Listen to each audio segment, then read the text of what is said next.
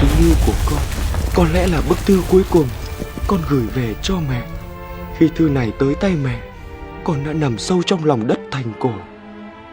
Con ước ao chỉ một lần nữa thôi, được nghịch ngợm như ngày nào, để được mẹ lấy phất trần quất mấy cái vào mông, phải thật đau vào. Mẹ ơi, khi nước nhà thống nhất, mẹ đón con về nhé. Con nằm cách chân tường thành cổ góc đông nam chỉ 10 mét thôi mẹ ạ. Con đi, mẹ ở lại trăm tuổi bạc đầu.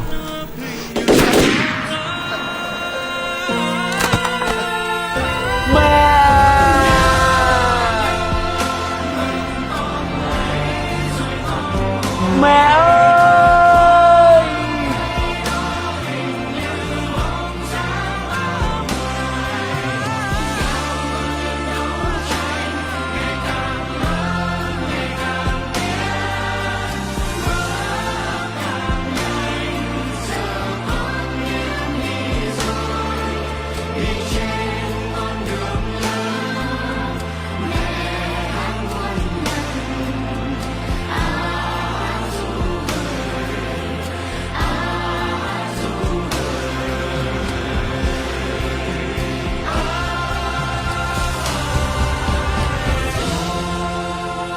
Ha ha ha ha ha.